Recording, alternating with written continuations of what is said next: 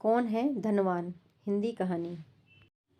एक बार एक संत अपने गांव से कुछ दिनों के लिए एक दूसरे गांव में गए। गांव के बीचों बीच एक लंबा पेड़ था। संत वहां बैठकर रोज प्रार्थना करता था। गांव में लोगों को उनके बारे में पता चला। लोग अपने समस्याओं का समाधान पूछने के लिए उस लंबे पेड़ के नीचे उनसे मिलने आते।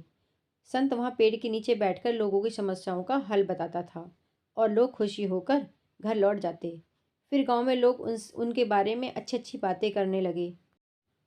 उसी गांव में एक बहुत ही अमीर व्यापारी रहता था। गांव में लोगों के मुंह से संत की ईमानदारी और शक्ति के बारे में सुनकर अमीर व्यापारी बहुत प्रभावित हुए।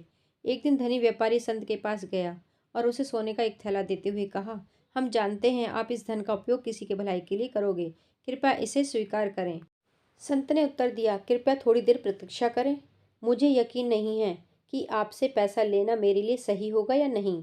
संत ने अमीर व्यापारी से पूछा, क्या आप धनवान हैं? क्या आपके घर पर ज़्यादा पैसा और सोना है?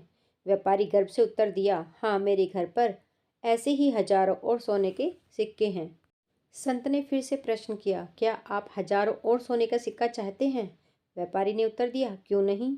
अधिक पैसा कमाने के लिए मैं हर रोज कड़ी मेहनत करता हूँ और ज़्यादा अमीर बनने के लिए मैं भगवान से रोज प्रार्थना करता हूँ। फिर संत ने सोने की थैली व्यापारी के सामने धकेल दी और कहा, क्षमा करें, क्योंकि हम आपसे पैसे नहीं ले सकते।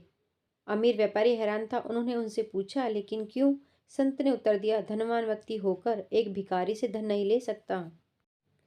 अमीर व्यापारी को बुरा लगा। उसने धीरे धीरे कहा, मैं आश्चर्य हूँ क्योंकि आप मुझे भिखारी और अपने आप को धनवान कैसे कह सकते हो। संत मुस्कुराया और जवाब दिया, मैं धनवान हूँ क्योंकि मेरे पास जो कुछ भी है उनमें मैं संतुष्ट हूँ। हमारा ज़्यादा धन की जरूरत नहीं है।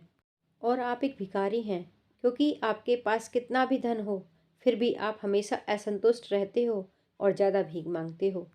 इस कहानी से हमें यही शिक्षा मिलती है कि खुशी की कुंजी यह है, हमारे पास जो भी है उसमें हमेशा संतुष्ट रहना है। दोस्तों, अगर आपको यह कहानी पसंद आए तो अपने दोस्तों को शेयर करें और अगर आप चैनल पर नए हैं तो गुड हिंदी कहानियों को सब्सक्राइब करें और नोटिफिकेशन बेल दबाना ना भूलें। मिलते हैं नई कहानी के साथ। तब तक के लिए धन्यवाद।